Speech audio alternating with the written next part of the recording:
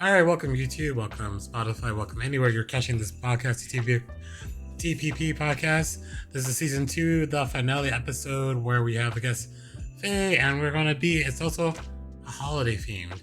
You know, Faye has his wishes hat. Ooh. Halloween did pass, but Thanksgiving and Christmas, all the holidays are coming up too.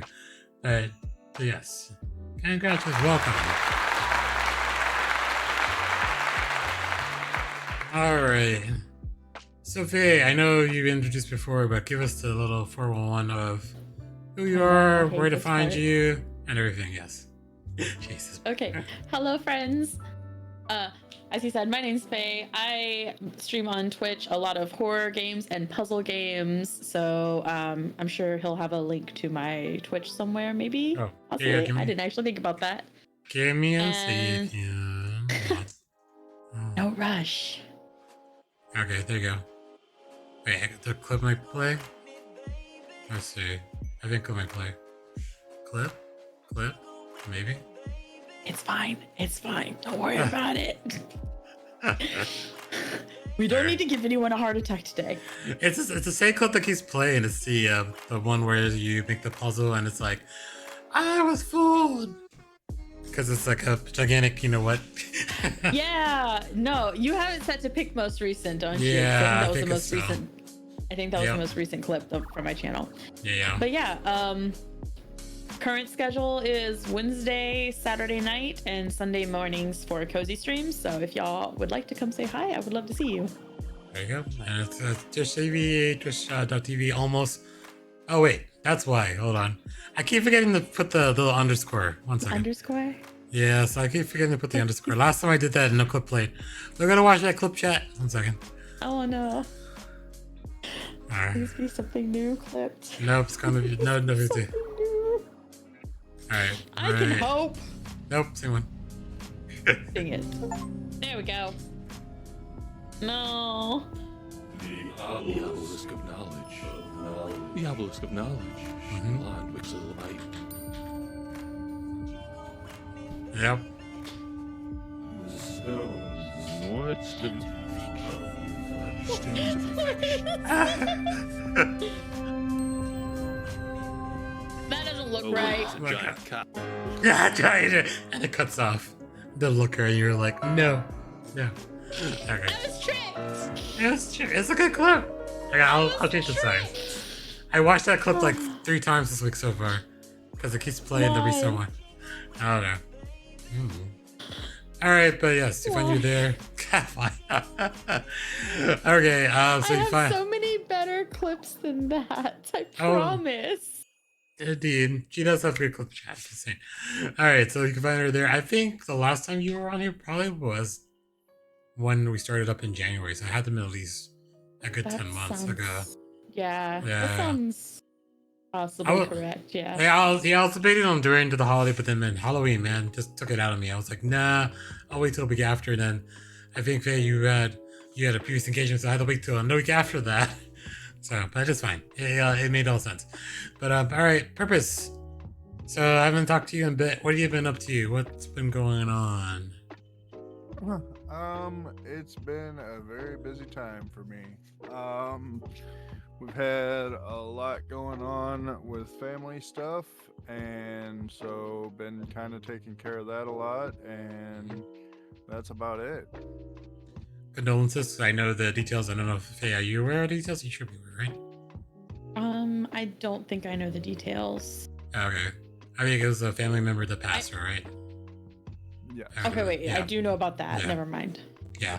So I won't go too much into it. I know that when I guess like the arrangements of it's like I forgot the connection there for a moment. okay. So No problem. got it now. No. Got it now. No problem. But yeah, like I think it's like the estate and everything, right? Because you guys have to like deal with Yeah, everything. there's just a whole lot going on with it, and Makes sense. it's just tough situation, and we're just trying to get through it as a family, and Makes sense. try to come out, On the other side. So No, it makes sense. Yep. Exactly. We'll say it's send those love to Nuka. We haven't seen her. I know she Yeah. been pretty busy, so whenever she's ready to come back, we will be here waiting as usual. Lots of So, hearts for Nuka. yeah, it's not hard to And do. of course, you two purpose, but Yes. Yeah. since she is not here, we have to like. Yes. I'm just trying to support her as much as I can because she's got a lot on her plate. So Gotcha. Yep. Not well. Let's see. Ooh. So I did one interesting thing last night's spontaneous was axe throwing. I don't know if you guys have ever been axe throwing. It's so cool throwing the axe when it propels in the air and hits the wall. But then when it kind of bounces off the wall and flies in like in a random direction, you're just like, but it's very fun. But then we have axes and there's like this push where this like, what do you call it? This like special kit. So then they give us ninja stars, knives, swords, a gigantic bigger axe, a spear. I was like, this is cool. Just throwing stuff at a wall and see if it sticks to the wall. But yeah. That's pretty much it. But the only other thing, I've been looking into the solar. So I don't know if you guys heard this or is in your areas if it's coming about or like coming to your areas, but there's an ad on Facebook. And apparently when you say ad on Facebook, you put your information, it sells it to you like everywhere. So I was like, no, unsubscribe. But apparently they're gonna, so that they can install it, but then you're leasing it. So you necessarily, they're paying for the panels, they install them, they maintain them, they'll like move them if you want them moved, but you pay like a short, like $10 for Pico, because I'm a Pico, but $10 for a fee. That's still sticking in place, and then like another $50 just for every month for leasing the solar panels. So we're gonna put solar panels in the front, but it's gonna take like 3 to 5 months just before the permits and everything go through. So, but then we'll Not save bad. money on electric bills. Like only paying like $50 a month for electric bill rather than like, you know, upwards to $150 to $300 because then how much electricity you run through. So yeah, so some things are like that. Other than that, I think the last thing, oh yeah, I think was Comic-Con. So New York Comic-Con, we met. If you guys are fans of the Rocket Horror Picture Show, Did we you? met.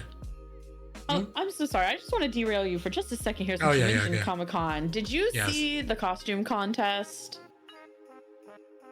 I don't think I did for that one. I know that you're talking about like the guy that. All the drama that was happening. I was hoping to get like someone's firsthand thoughts on what they saw, but you said you didn't get Yeah, I it. wasn't there because like we had a after, there was like Shiny Veil, which is a show. They did like an after party around the same time the cosplay thing. But I know what you're talking about because like he made us all like costume, but it's like he's like him standing outside of it with like a suit kind of thing, just to like manipulate. And he thought he should have won, and then someone else did more work into it. Yeah, it was a lot of drama around that at Comic-Con for sure. I wasn't there firsthand for that now, but we met. Oh yeah, like I fell down the rabbit hole, so I know like a lot of the details, and then like a lot of, I mean, it's cosplay, so as much expert as you get, Yeah. Opinions on what happened. But I was just wondering, like, I would love to talk to somebody who had like been at the contest and saw just kind of, because that's the one side, like the one opinion that I haven't heard really? was like a random audience member. I haven't heard any of them, but a lot of the people who are like in the cosplay like sphere super hardcore, I've heard a lot of their opinions and stuff. Okay, no. Yeah, I wasn't there. But to continue the story, we met Susan Sarandon and Tim Curry, so from Rocky Horror Picture Show. So we did like photo ops with them, so it was pretty cool. And I think I don't know, I think it's interesting to see Tim Curry. I guess I don't know how his age, and I guess there's some health issues he's having, but it was good to see them both. So Susan Sarandon was literally like, you guys have to stand over there. Like there's like a spot like 3 feet away from her, and we just stood there and just took a picture there. But Comic-Con was good. Korean and Cambria was their purpose. Like they were promoting, I guess, their next edition, but I didn't see, there's no one for a signing there at that time. Because I was like, is there a signing? But then there's no sign, so I guess they weren't there but they were there. So yeah. But yes. But yeah, that is the that's face yawn. But that's the Sorry. that's fine, no problem. That's the extent of Comic-Con. So house is good. We're settling into it. I'm still paying off the stupid bat removal, but it is what it is. So everything's good. We had the Halloween housewarming, so the house is kind of like It's been presentable to people, so people like the house. So yeah, it's cool. It's pretty good. So just adulting at its finest, more or less. So yes. All right. So that's everything up. The updates everyone going on. What Ty and Purpose have been up to since the last podcast. But this is the holiday episode, so don't. If you don't notice, and I know Faye and Purpose can't hear there's Chris's lo-fi music playing in my ears and playing for the podcast audience right now. But the one thing I wanted to start with is tradition. So Halloween, Thanksgiving, Christmas stuff. Like, is there stuff you guys have done with your family every year, or do you look forward to? And it's like, do you have a new tradition you want to carry forward? Because like, I think with some people like family-wise, like like someone has passed and they want to like carry what that person brought to the holidays and going forward. So, start with Faye. Anything have you done exciting? Mine's gonna be a little depressing. Do you really want to start with me? That's fine. Yeah. Go ahead. Yeah, good. Okay, so right now I'm not practicing any traditions from my family because it's just me and my younger sister, and we're so busy that it's kind of hard to do the prep work leading up to be able to do those things. So we do like very Spartan holidays. But I do have some traditions from when my dad was alive that when I hopefully like have my own family that I intend to do, because like I really look fondly on the way that we used to decorate the Christmas tree. That was a 2-day ordeal in my household growing up. Oh really? How intricate was it? So day one is putting up the tree and then getting all of the lights onto the tree. And like my dad had a very specific way of how he put lights on a tree, and it always looks gorgeous. And when I was with my ex-partner, when we would put up a Christmas tree, I would do the lights the same way because it looks great. And it took me a couple days to do this tree because of it. And then day two was like actual like ornaments and things like that. But I was the only kid who would help my dad with the lights because I didn't mind getting my arms scratched up on the branches because like we had to get in there. Oh yeah. And so a real tree. So it was a real tree. Was it a real tree?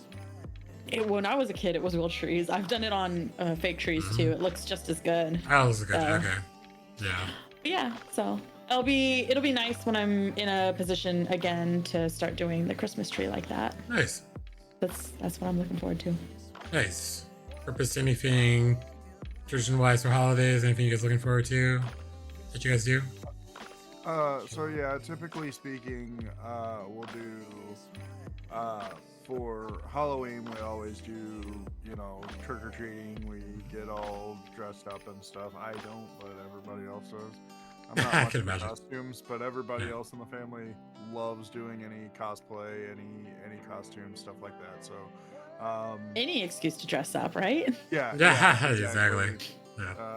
My daughter currently is at a football game. She's part of the pep club, and like every they always got a theme for that. I think that's the only reason why she cares about being part of it is because she gets to do a theme, and every Spirit Day, it's she's got to be like doing the spirit thing. So so we do that, and then for Thanksgiving we always have go to a family member's house depending on who's doing Thanksgiving that year or whatever. And then we come back and everybody goes to sleep, and then we go Black Friday. And so we'll go Black Friday shopping, and then after we get home from Black Friday shopping, it's time to turn on Elf and start putting up the Christmas tree. So it's always nice. Elf every year. And we watch that while we put up the Christmas tree and Christmas decorate for Christmas. So and then obviously going up to Christmas, it's my favorite holiday of the year.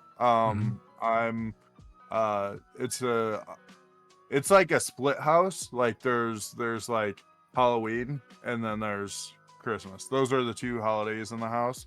And so I'm the Christmas person, and I got a couple Christmas kids, but So it's my favorite holiday, but also my least favorite to actually do because the anxiety. Christmas is the reason for my first ever anxiety attack, even though I love it.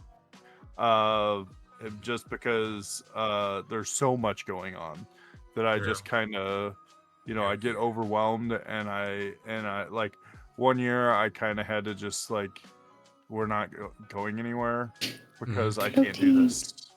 It was really bad. But yeah, so I love Christmas, but I have such a hard time with going everywhere. If Makes that makes sense. sense. Yeah, it makes sense. Rush. Go. The rush of that holiday is just ridiculous. So, Yeah. um, But but yeah, it makes sense. that's typically our uh traditions. Well, nice. Well, definitely, Bear says, or Cliff says, dang, a very poor childhood compared to y'all. He's Aw. still young. You still have many, many years to make experiences. But yeah, Halloween is interesting because Halloween I always like to go to a haunted attraction. We went this year to, it's very interesting. It was on a ski lift. So, like, you would ride up a ski lift into the dark, up to the top of the mountain, stop at the top of the mountain, get off, and start walking back down through all this, I guess, haunted attractions going down. So traditions usually every year they go. I was never scared. I feel like I'm probably like Faye. Like you put me through enough horror games and stuff, nothing scares me at this point. Like, but yeah, sometimes some things do, but then nothing really scared me, and I was like, just like, oh yeah, look around the corner, someone's gonna pop out of somewhere, someone's gonna like try to jump scare you. So, but that's usually the Halloween thing. So like something like crazy haunted attraction. Thanksgiving is going to be a new this year because Thanksgiving, for me, I would usually just order stuff and it wasn't be really like, cooking. But winter is all up to like, I'm going to cook a whole big meal. We ordered a gigantic turkey. You tell me this, guys. You tell me, is a turkey what's the average weight of a turkey that you buy for Thanksgiving? Like, Oh yeah, I hate Um, turkey. you hate turkey. Okay. I buy the smallest one available, which is usually 4 to 6 pounds. Oh, wow. So I'm getting something from 1820. So that's going to last for a while, I imagine. But What? Windsor's mom's coming up, so it's gonna be kind of like a family thing event up here. Went through 5 haunted house and like 30. Okay, 5 haunted house. That's 2 separate topics, Cliff. But okay, but yeah. So like Thanksgiving is gonna be new this year. Christmas is gonna be definitely, yeah. For me, like I don't necessarily. I mean, tradition wise, it's kind of been low key, but shopping's cool. I don't know, like in comparison to previous years, you guys tell me, but since COVID, they kind of like squandered or squashed, in-store shopping. But has it started to come back in your guys' areas too? Like for shopping for Black Friday last year, if you guys can recall. It's not like, I wouldn't say that it's like not there, but it's definitely not what it used to be. I What else think used to that be? Mhm. I personally, I just think that they've really kind of Black Friday, or not Black Friday, but COVID really made everyone realize like we don't have to go out to get the deals. We don't have to Exactly. do, and so like it just tamed everything, and they made more money than they ever made, right? Like they were continually just making more and more money. So I just, in I think this everything's area mostly anyway. online now. Yeah, that's my opinion. Sorry, go ahead. Oh, in that area. Anyway. Okay, Faye, your area. Do you have any Hmm? thoughts? You I guys? don't I don't really do Black Friday in general, but I think that it's kind of been declining for like the last like 6 or Yeah, I 7 think so. years. Like Yeah, like there's never anything that makes me want to leave the house on Thanksgiving evening anyway. And I'm one of those obnoxious, annoying people that's like I kind of refuse to go out on principle anyway because I've had so many people there. who I have so many friends who've worked retail. They deserve to be allowed to have Have a day Thanksgiving off. And if people keep Exactly. going out, they'll keep getting scheduled. So I don't go Yeah. out. So True. I think everything's is online now too. Actually, because I'm getting like ads from Walmart saying Black Friday deals are online now, so they're starting a lot earlier too. But yes, this day and age chat where you, on podcast world you don't have to go out for stuff. Actually, you'd be surprised. So like this year, Walmart's not doing Black Friday on. Well, okay, they're doing Black Friday deals earlier or whatever, but they're not like the big ones. But they're like, this is the first year that they're not doing Black Friday on Thanksgiving night, and Right. like years. good. Yeah. Which is awesome. Like that is one Yeah. thing that I've always hated is like I would like first off, you feel rushed. Like I have to get out of my family's house to go and get some deals. Like that is ridiculous. But then on top of that, like you're also taking the people who are there, right? Like the people who are there and have to work it. Like you're taking them out of their families' homes too, which is why like we shy away pretty hard from the Thursday night.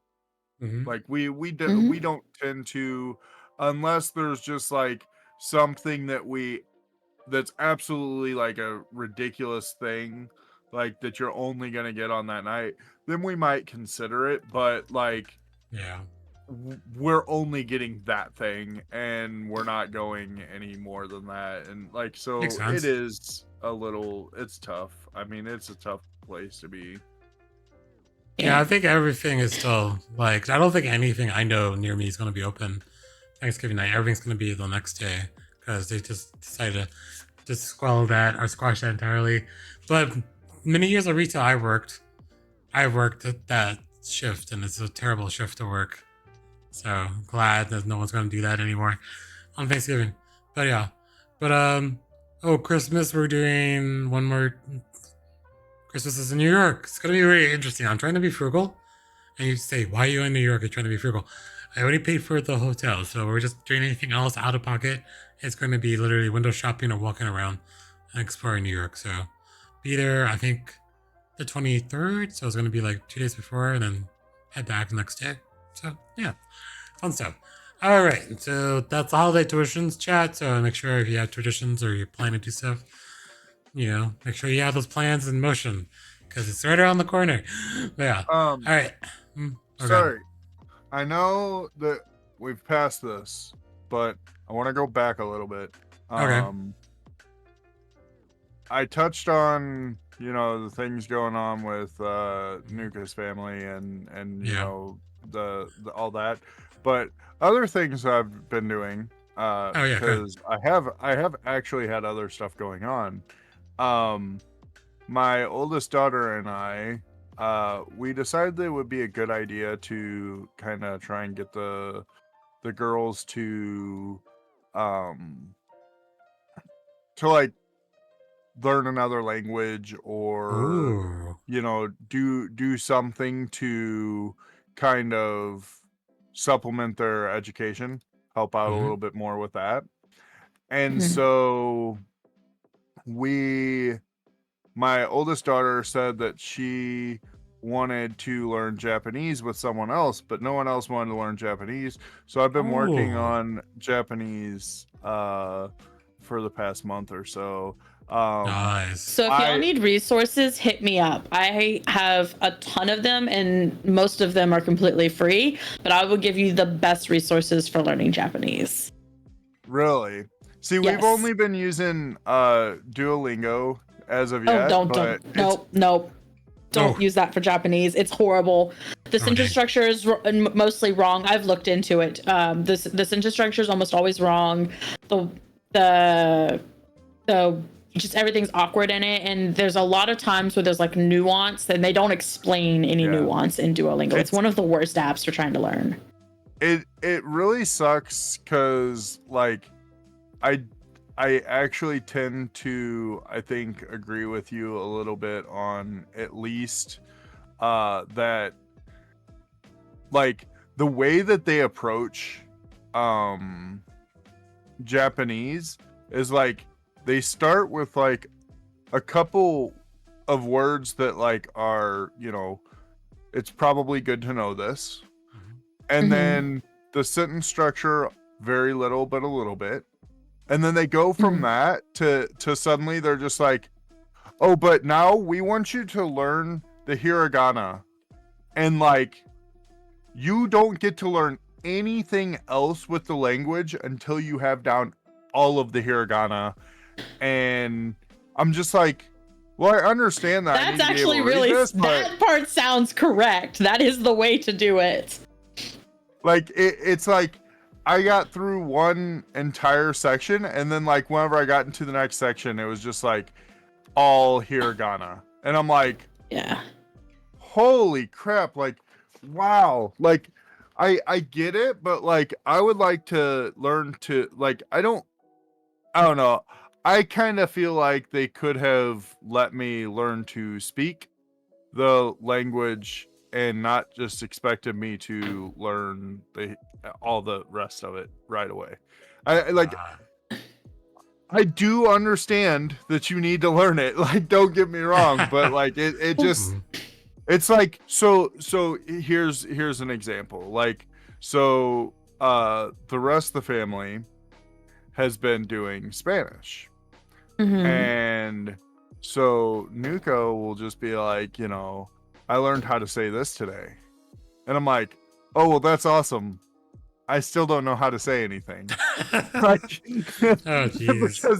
because I'm just learning how to say, you know, how to speak or how to read the sounds and the hiragana, yeah, and make the sounds. Yeah. So it's just like, well, this just makes it a lot less fun. Oh, that's fun. Whenever I don't get to talk it, but they do. So yeah.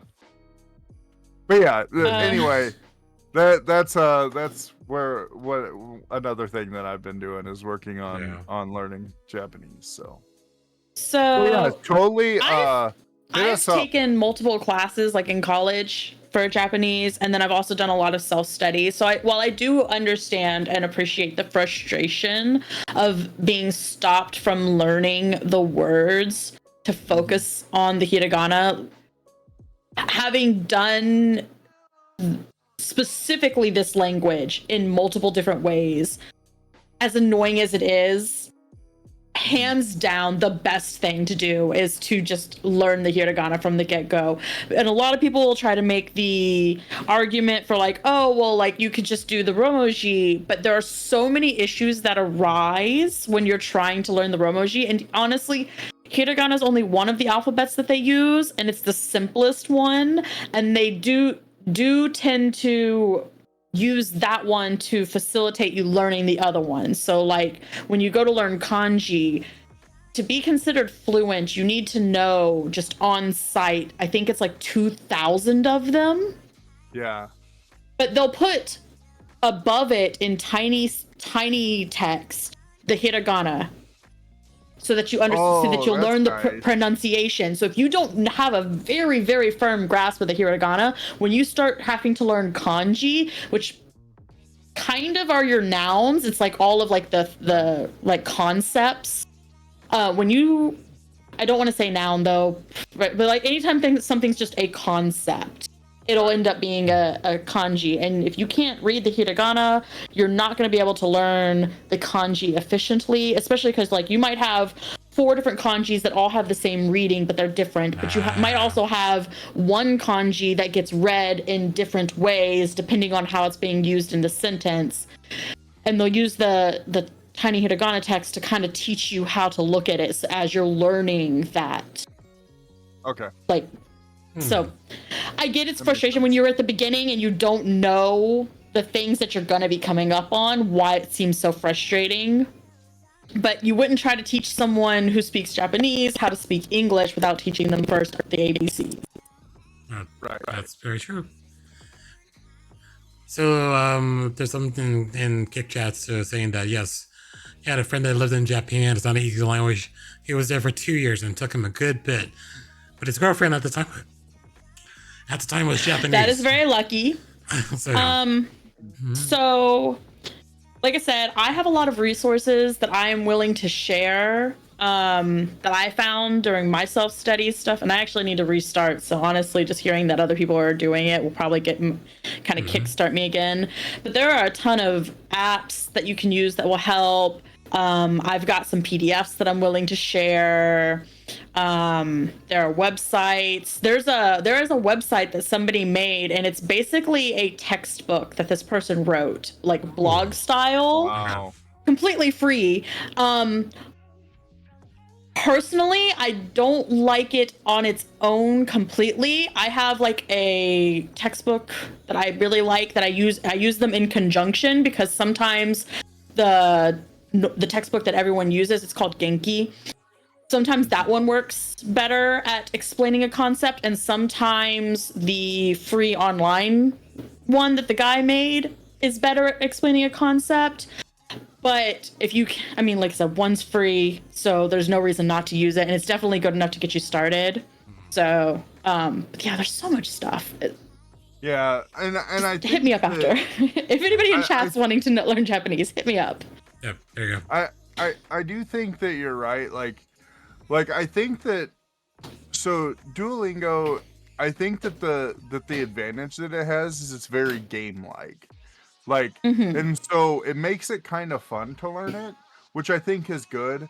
But there are advantages and disadvantages, obviously, of everything, and I do think that as a whole, that there's probably no one like perfect way to learn, and it's probably a mashup, like where like Duolingo is probably like, it's okay for part of it, but you still need to use other resources. Like, I don't think that you can become fluent through using that app, but I do think that it's fun. They do have some, like, because I don't know when you looked at it, but like they have been like doing more and more, like they have like one exercise now where it's just like all you're doing is listening to the language being spoke, and then you're supposed to translate. And so like they might tell a story or something, and then you translate what the story is saying. And I think that type of thing, like if they continue to iterate on it, I think that it's useful. But like I said, I don't think that there's any one, you're not going to become fluent using just one resource. I think that you almost have to use multiple resources, at least as far as free resources are concerned. I do just want to put this out there. This is a specific issue that I have with Duolingo. I'm not just talking like, oh, it's not good to learn from unless you have other things. When I say I don't recommend Duolingo, what I mean is sometimes the things that they put out there is just factually wrong. Like it'll be like, write out this sentence, and the correct answer that they accept, the only one that they say is correct, is not correct. That is not how that sentence would go. Right. So, and that is my problem with it. So that we have actually ran into that issue with Spanish, and they have added a flag button for you to flag all of those instances when they come up, because I reported sentences as well, and I have it on very good authority that those sentences never actually got corrected. They're still there. So yeah, so just be careful is all I'm saying. For sure. Like, and my thing is we're just learning it for fun. So like, it's not like I can actually, like, right now I don't, like, I have one person that I can speak it with, like outside of my daughter. Like I have one person who is stationed in Japan, and he is not fluent but fairly well versed. He's lucky enough that he also has a Japanese girlfriend. There you go. Well, Cliff does also bring up a point about anime, but I don't know if you guys have been using anime as in to see how the audio sounds the language and conversation Especially form. slice of life animes. Those are actually very good for listening practice. There you go. Yeah, like Dragon Ball. There you go. That Dragon is Ball not Z. slice of life. Yeah.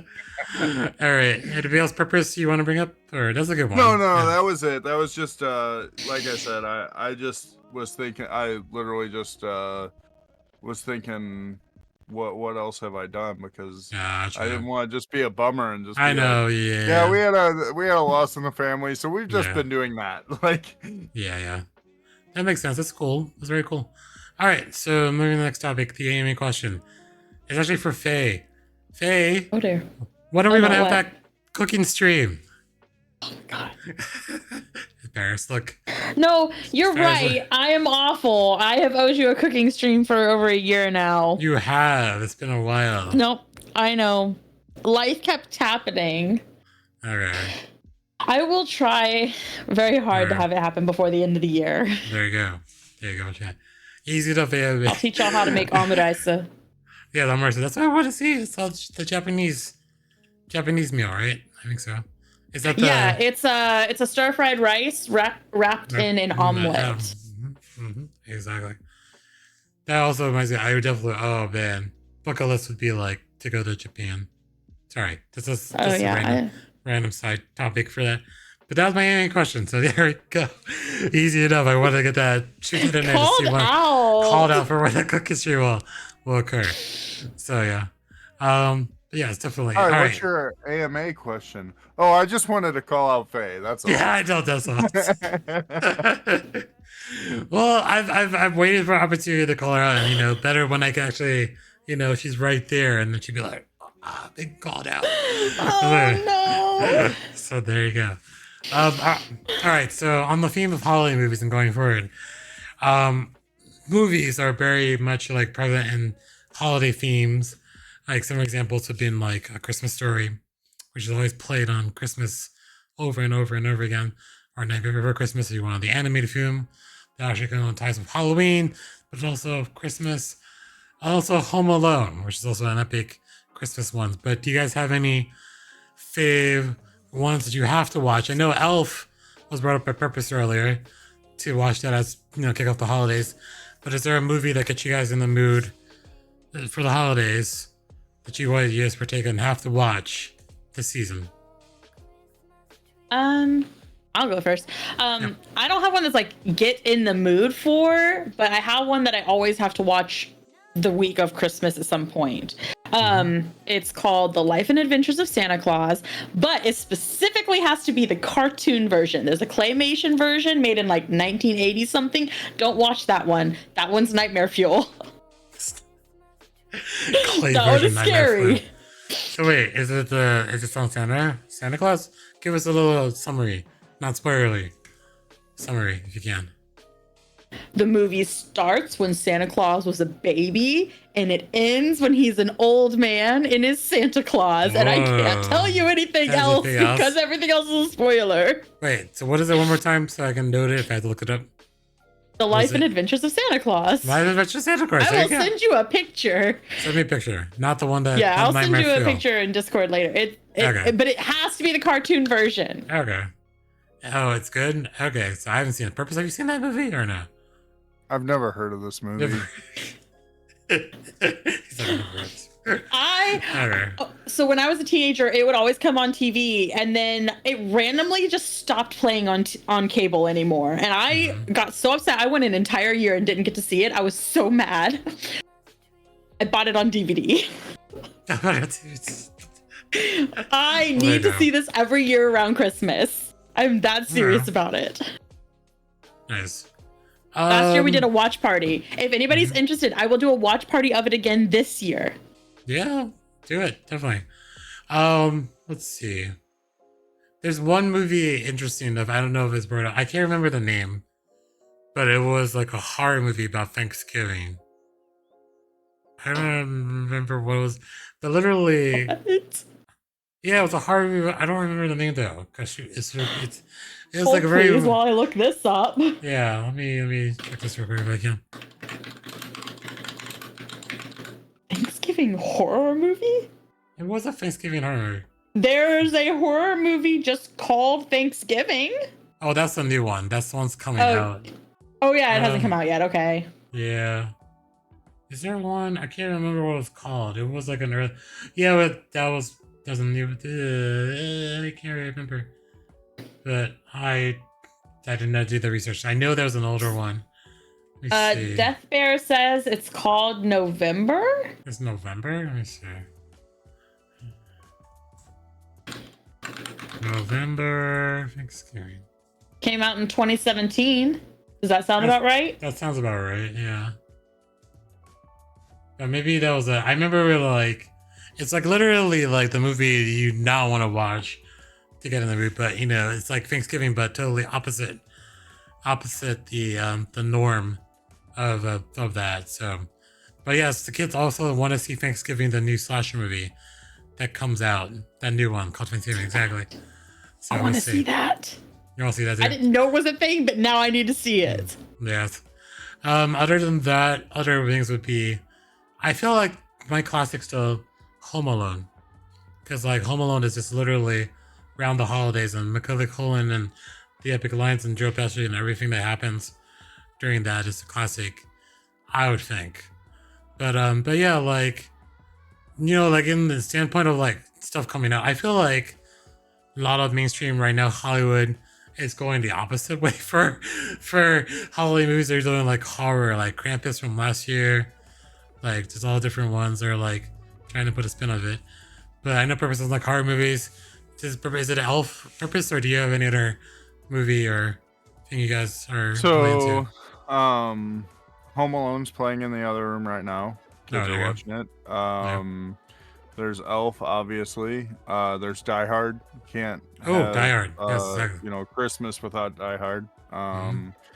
So I mean, those are the really integral ones. There's always like Rudolph the Red-Nosed Reindeer and all those ones that we all watch, but like those aren't nearly as important to me as Elf and Die Hard and Home Alone. Also, like Home Alone's such I mean, we're driving, and I think the only reason why they're watching Home Alone is because like we're driving home. I think it was last night, and as we're coming home, like Nuka says something about like, well, I don't want to leave the two younger ones alone for very long because they channel their inner Home Alone whenever we're not there. And it's like, yeah, you're probably right. They might burn the house down, like like I can easily see them doing any of the things that Macaulay Culkin does in that movie. Like, makes sense. That's very true. Yeah, those are my like three top essentials. I think is probably Elf, Home Alone, and Die Hard. Die Hard. Death Bear just mentioned Gremlins for Christmas, and I think I now have a new tradition. That's a good one too. That's a good one. Yeah, that one's so good. I haven't seen it in so many years that I actually forgot that it technically takes place around the holidays, and I think this is going to be a new tradition. Well, there you go. So did they cancel the new Gremlins with all the striking, or did it just get pushed back? Does anybody know what's going on with that? Who knows? Because I know that at one point it was scheduled for like soon-ish, but then I think it got pushed back. I don't know. I'll wait till Faye confirms. Faye's looking right now.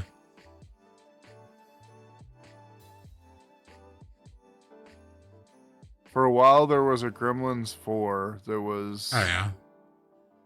Like, that was on, like, IMDb as coming out in 2024, I think it was.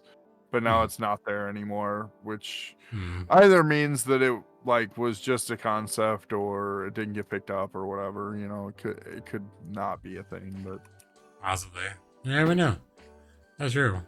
But, so none of us, like, are in the classics, like... A Christmas Story, or did anyone even see catch A Christmas Story 2, the sequel? Nah. So I'm not a big fan of A Christmas Story, but there's like a fun fact about that movie. Oh, really? Okay. It that movie was not supposed to be a classic. Oh, Do you know classic. why it's Right. become a classic? Why? Literally because somebody didn't do their job and file paperwork one year. So for 1 year, that movie was free to play on cable because someone forgot to file the paperwork that Oh. basically granted them the royalties for people playing their movie Hmm. just for the 1 year. So that year, every cable network that was trying to just fill airtime, you got a free time. Christmas movie Yep, exactly. that nobody's awesome, that they though. don't have to pay anyone to do. Mhm. And so yeah, they just played the crap out of it for that So year. the question is then, did they get to like go back and file the paperwork and like The next then year, yes. yeah, Next year. yeah. Oh, Yeah, okay. yeah. The next year they got to they filed their paperwork for it, but they missed the deadline for that calendar year. Ah. So But dude, it's too late. Like that might have been in their eyes a huge blunder that they look back and go, Oh, yeah, this no. might be the greatest thing we ever did.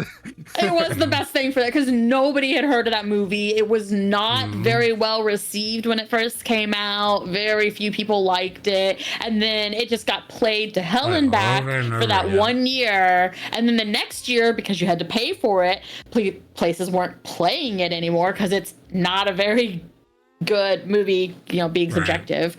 But because so many people had watched it so many times the year before, they were like upset that they couldn't see it anywhere, so they started complaining. So then the places started actually having to pay to Yeah. play this movie that before nobody gave a single crap about. True. So there's your fun Cliff says, fact. there you go. Cliff says I think they canceled Gremlins 3, but that's all he knows. Oh, great! Yeah, Gremlins 3, not Gremlins Yeah. 4. Yeah, but yeah, I was wondering. But grandmother got run over by a reindeer. It's an animated one. I don't know if that's on everyone's list reader for holiday. I Yeah. vaguely remember that one. Yeah, just a grandmother got ran over by a reindeer. That's all I know. This is the song that goes there. But yeah. But what about the other one that what about no one's talked about this? It's a really classic one. It's a Wonderful Life. Is that like overplayed at this point? Like none of us generation would watch that one. It's a Wonderful Life. No. Everyone's shaking right now. Purpose, you're shaking your head no too. Oh. Hold on, I'm looking it up, so maybe I do know it, but I probably don't. It's a I very don't know old this movie. That's super old. Like my grandparents watched this movie. What I watched this movie. Don't just put me on an age bracket there. I mean, like it's the one movie that also plays, and like that little like line, like an angel gets his wings whenever. Look, No one knows I'm this just movie. Look, I'm just gonna put it out there. That movie was released like 40 some odd years before I was born. Like, Oh dang! no. All right. Like I'm if it's just saying. past like, I was gonna say Sound of Music, but I do know some other ones that are Okay. older. Okay. But like, what's the seven? Is it Seven Brides for Seven Brothers? Is that? I That's don't Sound of know. Music? That's a That sounds like the no. Sound of Music. No. There was one that I have was no idea. Y'all really lost me. old. No. Yeah, Seven Brides for Seven Brothers was 54. That would be the oldest movie that I think that I actually watched. Would be Actually Seven watched. Brides for Seven Brothers. It's a classic scene. Hold on. Let me see if I can find the scene real quick. Hold on. If I can do this without And to be honest about this too, I only watched Seven Brides for Seven Brothers because it was like a movie that my best friend's mom just had playing all the time at their house. Oh, So, really? like, Okay. She just loved this movie, and it was just like, so I happen to have seen it. There's no way that I'm gonna watch anything that old normally. Although I Okay. will say there's a really old movie that I genuinely enjoy. Like when I say I genuinely enjoy it, I mean I have sought this movie out more than once in my life to rewatch. Oh yeah. The original 12 Angry Men. Oh, Torben, that's a good one. That's a Now it very came good out one. in 57. Yeah. All right, hold on. I think I have it. Let me see if I can just to spark everyone's Oh, memory. Gone with the Wind is 39. Okay, I watched Gone with the Wind. I've never seen that one. And The Wizard of Oz is also 39, even though most of us watched it like remastered and stuff. Yeah, where's Yeah. my Chrome window? Chrome window, you're not there. All right, hold on. Remove Chrome window. Add Chrome window again. This is what happens, chat, when you try to pull a website up. You're not gonna. Hold on a second. Chrome window. Go. Where is it? Why is it invisible? Oh, it's all the way down here. To make you suffer. It's all the way down. Here, hold on. Dragging. There's 2 Chrome windows. What the? Oh, wait. That's not the right one. Hold on. No, there you go. Yeah, we got it. I think Ty is struggling It's a so little bit. big. Oh, I have 2 windows now. All right, hold on a second. Let me get rid of one of these. Wait, did you just say it's so big? Yeah, I did say it's so big. Oh my god. All right. Here. Hold on. Let me pause this. Let me find. That's what he said. I know. All right, pause. All right. Here. So this is a classic. I don't know. Well, because people are young. Watch this for like a minute. Chat.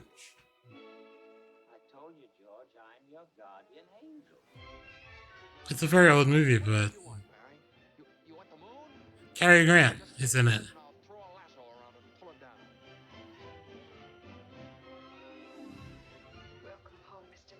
Never heard of it. Never heard of this one or seen it? Oh, James Stewart. Sorry, Nope. that's Cary. James Stewart. So, like, it's the whole thing about when, like they take a look at his life and say, like, if he doesn't exist, like, what would happen? Yeah. That's why I never watched it. No. It's all in black and white. Everything Bell rings. Look, Yeah, there maybe are a I'll few black and white movies you should probably watch because there That's are true. some good black and white movies. There are just very few that are that good that I care to go and on my way to watch them. It's a classic, guys. All right, hold on. Let me. I feel like the ones that were good have gotten remade. And I'm not saying that true. like the remake is Yeah. always better. I'm just saying if it doesn't have a remake, there's probably a reason. Yeah. Because like I don't true. recommend the 12 Angry Men remake, but it has one. It exists. Oh, there you go. All right, but yes, those are the holiday movies. Anything coming out besides Thanksgiving movie? Anything coming out holiday related you guys are looking forward to? I'm looking forward to the actor strike being over, so hopefully in 3 years we can, not have it happen again and they can actually agree on something this time. And we can get some awesome entertainment. That's true. Sorry. Assuming that the strike being over means that the actors are getting paid appropriately, because if that's not what happens, if that's not what comes out of this, then I will continue to not watch movies. Oh, Well, I mean, since the actors did turn down the initial, and eventually it was what the actors put forward is what was accepted, right? So I would assume that they wouldn't have put something forward that wasn't acceptable to them. Like, the big thing was the terms like payment for AI usage of their likenesses. right. Like, the fact that Yeah. that was being fought is just ridiculous. Like, I'm definitely on the side of the actors here. Don't get me wrong. It's just I want to see more entertainment. So I'm celebrating that it's over, not that, obviously I don't want it to be over if they're not getting what they deserve. So Sure. Yeah. I'm so sorry, Purpose. I wasn't trying to insinuate that was how you. No, you weren't. I realize as you're saying that how it came off. I'm so sorry. Well, and that's the thing is whenever you said it, I was like, maybe I made a mistake because I'm not trying to insinuate that they were in the wrong. Like, like obviously we both kind of made a statement that could be misrepresented, but no, I think that it's awesome that they, that they've resolved it, as long as it is in their favor. And I There you think go. that's, I just want to get back to good entertainment, and I don't want Mhm. anyone to be at a loss for it. So, There you go. Mhm. Yes. You're here. I Deb, agree. Deborah just saw the Five Nights at Freddy's movie, which is a good one for the horror Wait. movie. Five Nights at Freddy's. Have you guys seen it all? Either of you guys? Or no? So I haven't even played the Five Nights at Freddy's games yet. Are you going to? I intend to. Oh, you tend to? Okay. Let's see. Look, Purpose, you don't can- at me. Oh, yeah. There are Don't at so her. many games that I need to play. I've got a laundry list, like Yeah. 2 miles long of games that Yeah. people want me to play. Oh, there you go. I will get to it. Get to it. I promise. Purpose, you let us sigh. Is that not a genre movie or what's a horror movie though? I'm assuming you're not that fan. no, you know that I'm not a fan of Yeah. horror movies, but Yeah. neither here nor there. I actually, this kind of goes to what we were just talking about, and that is, I'm actually so disappointed that they had it day one. You could just go and stream it for free on Peacock. Oh yeah, that was. Oof, I remember that. Like the girls went and to the theater, and like we bought tickets and stuff, and then after we bought tickets, Nuka's just like, so she wanted to like get something together for me and her to watch because they all went to the movies and I stayed home because I didn't want to see that movie. Yeah. And like, so she's like, oh, we'll watch something later together, trying to kind of like be, I don't want to not watch a movie with you or whatever, and I get what she was trying to do, but it was just like, then she goes,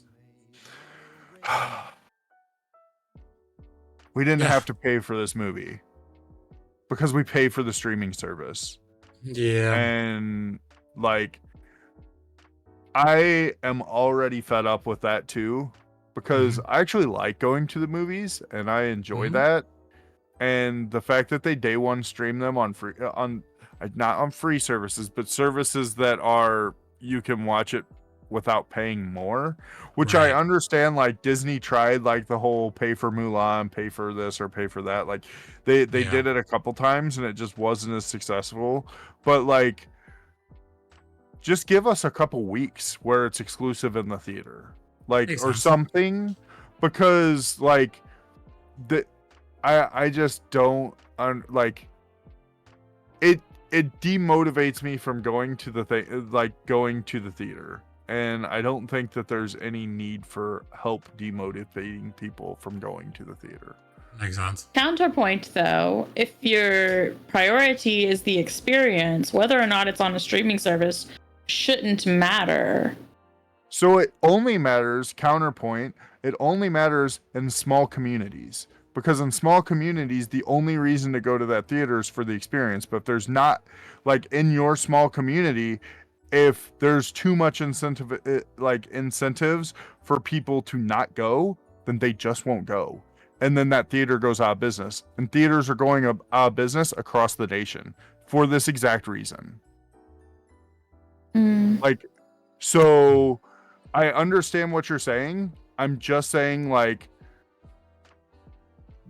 the experience won't be there for me to have because of, like, in rural areas, there's not many options for that. You have to, like, if like there's 2 theaters near me, if those 2 theaters go out of business, I have to drive an hour to get to the next theater.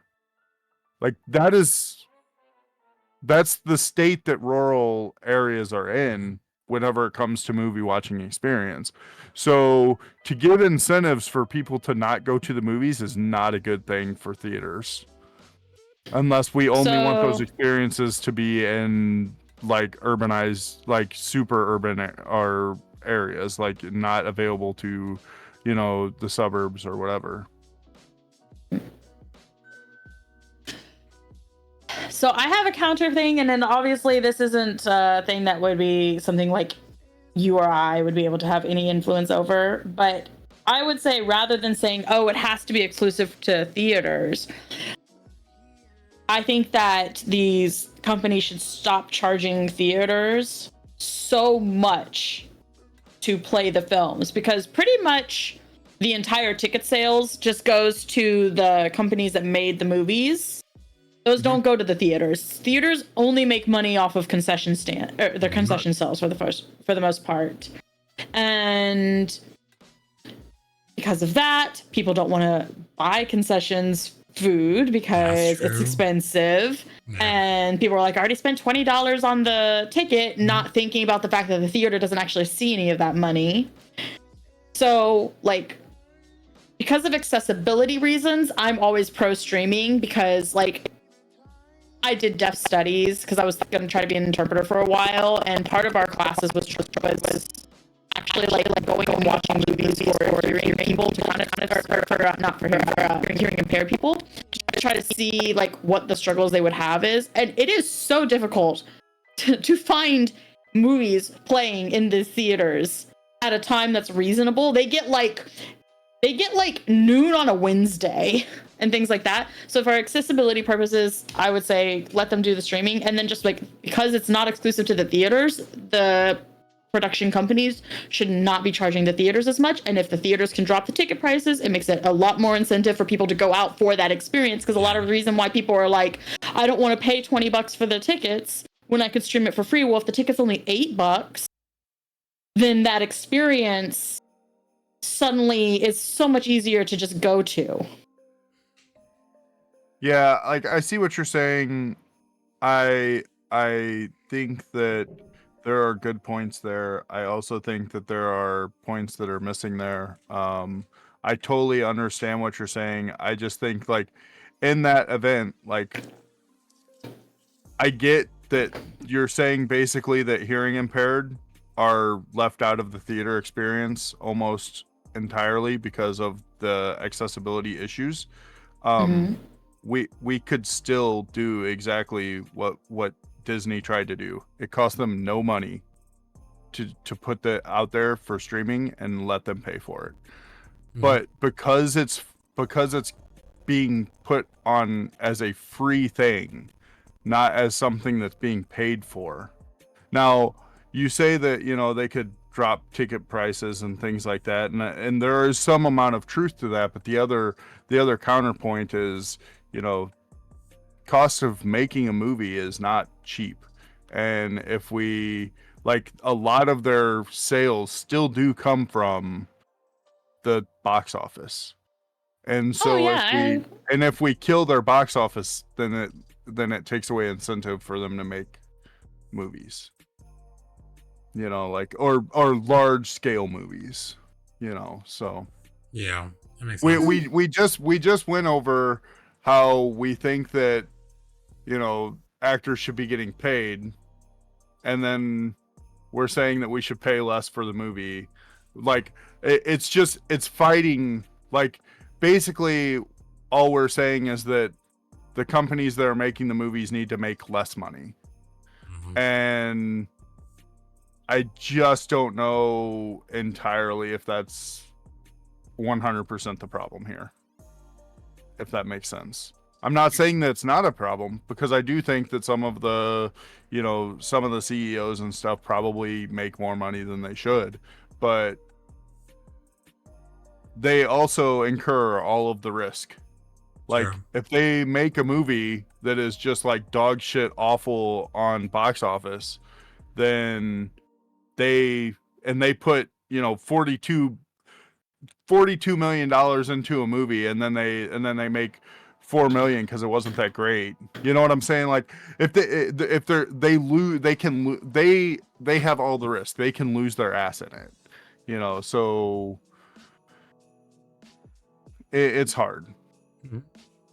It's definitely not something that I feel like, as a person who didn't, you know, do all of the study for it, I just don't think that I can say, oh, well, it's just this simple. It's because it's probably not. True. Anything else you want to add? Or, I think we're starting to get to the point where things are getting too nuanced, and this will take up Right. literally your entire podcast Yeah. if we don't move on. All right, I just want to make sure because if I ask, because before someone was like, "Wait, no," I got some more at, but okay, moving on.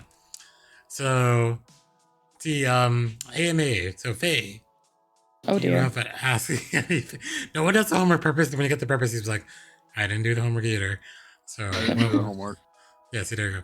So what would be No, your? I had a question, and now I yeah. have completely lost the Oh, plot. that's lots of plot. I'm right on the same thing. Like I actually this morning was like, all right, this is the question I'm gonna ask, and I couldn't tell you what that question is. Yeah. I didn't write it down. Yeah, mine is a cop out. I just called Faye out for a cooking stream. That's pretty much it. Yeah, exactly. That's not fair. Yeah.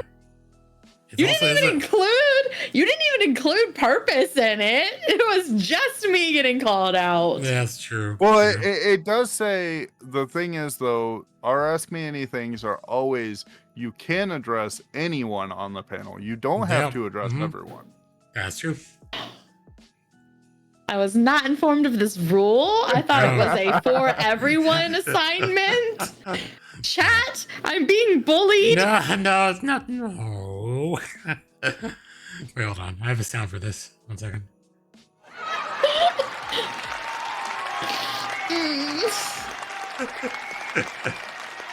Okay, stopping. There you go. Okay. Trying to think.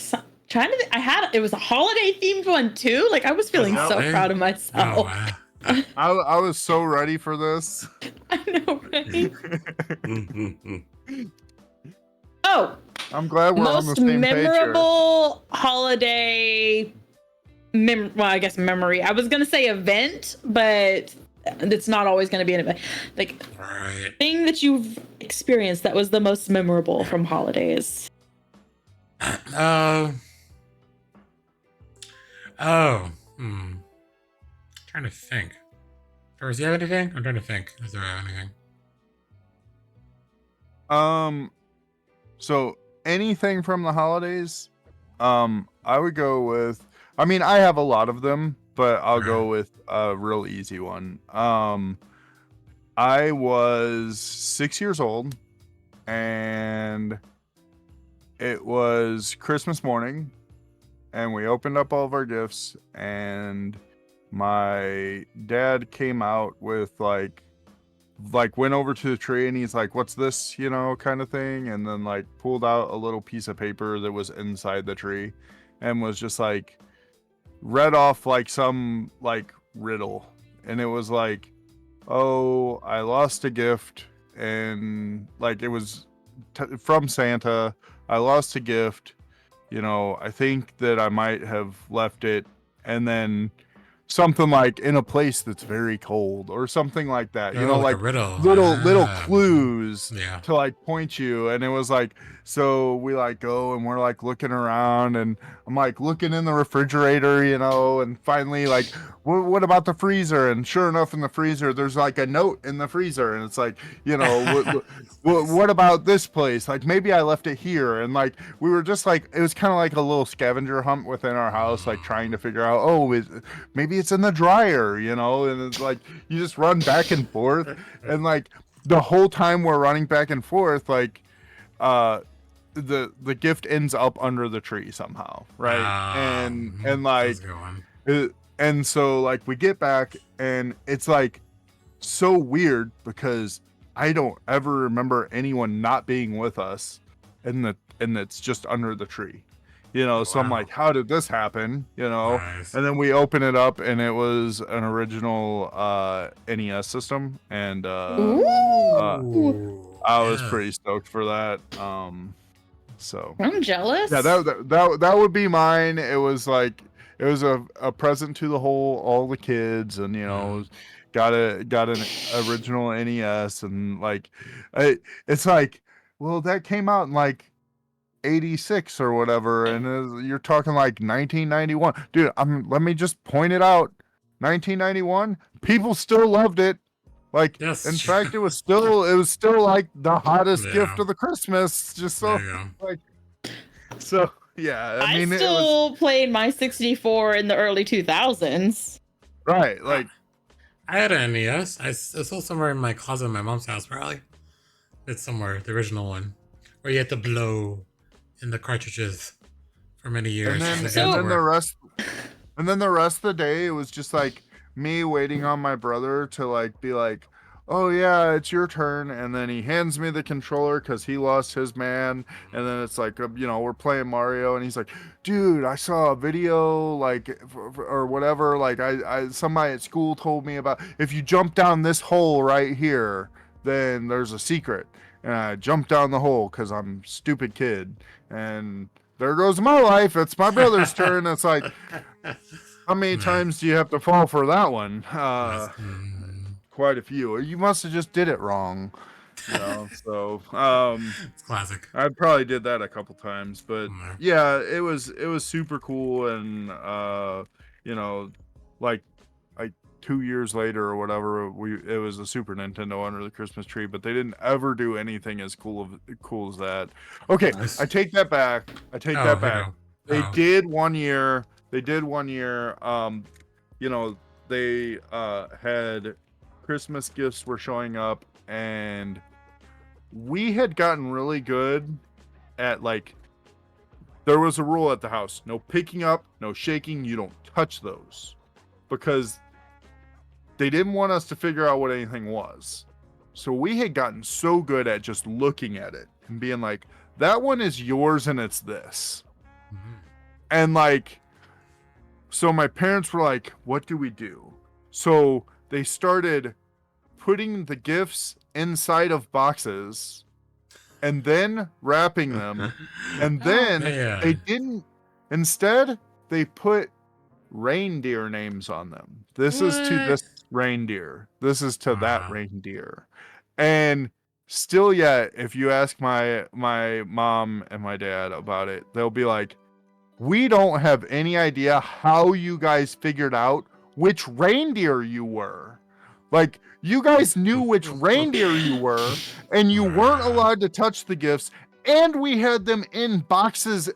Like, the gifts were inside boxes, and you still figured out which reindeer you were. Wow. That's amazing. That is amazing. We were pretty good at Christmas gifts. Yeah. I mean, but like we didn't have a whole lot, so like it wasn't like we were sitting around, like there wasn't a whole lot to do. You played video games or you stared at the Christmas gifts. So if you're staring at the Christmas gifts, it takes a while, but your imagination gets rolling, and you can guess what some of them are going to be, just because your parents, a lot of times some of the stuff that they buy, it's just like what you asked for. So True. it's like, oh, that matches up that. Well, sorry, my memory's not as not as what is it? How do they call it? That cool, but it's like, so like, okay, so in Australia, if you know the time wise, Christmas is not as big because it's opposite season. So when it's Australia, when I was as a kid, it was a lot warmer. So it's really but I did go to Santa the one time there, but my family was never big on Christmas. So like, I asked somebody for Santa, and then like nothing happened. So I was like, I don't know. But then the interesting part is once we traveled from Australia to the US to visit my relatives, they were big on Christmas. So like the first time they handed me something like, here is a gift, and I had no idea what it was. So like we had to like kind of guess, and like I kind of made like a note because like the size of it, shaking it, like everything, and then like it turns out at that time and age, it was cassette tapes. So I was like, oh, cassette tapes. I was like, I love it though, because like it's something I got, and it was like literally, wrapped and given to me, and that's like my biggest Christmas story that I would have. But like other than that, like I don't know. I'm excited for new traditions of holidays because the person I live with is more into Christmas than ever. So we'll see how this goes. But yeah. But Faye, what about you? You have something. This is her Ask Me Anything. She doesn't have to. I know. She doesn't have to answer. Yeah. That's true. Yeah. putting her Thank on the you. spot like that. You Guys. already put her You on already the called spot. me out.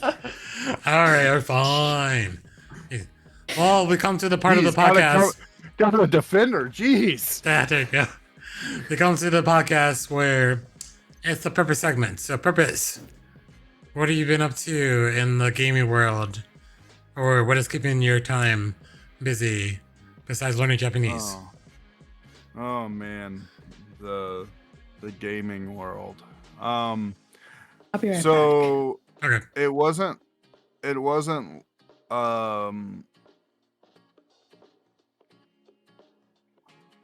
I decided that I wanted to try and play a little bit of Magic. And so Okay. I downloaded Magic Arena again. And I finished that battle pass or mastery tree or whatever they want to call it, their battle pass. I finished that I guess a week ago. Mhm. I don't know how much longer's on that, but I've been playing some Magic on MTG Arena. Nice. That's been really fun. What sparked that though? Just curious. Like, what did spark that return? So honest, Doctor Who did. Oh. So Magic did a crossover with Doctor Who about a month ago, and Nuka and I bought like a bunch of Doctor Who cards because Nuka and the girls love Doctor Who, and Nice. like Magic does Doctor Who. We should probably get some Doctor Who cards, right? Yeah. And so upon buying a bunch of those cards, I was just kind of like itching a little bit. So you get an itch. Makes sense. Yeah, you get your scratch. Yeah, exactly. And it does not help. Like right after Doctor Who comes out, they're just like, so they dropped Ty. Okay, they dropped a list. Okay, hold on. Okay.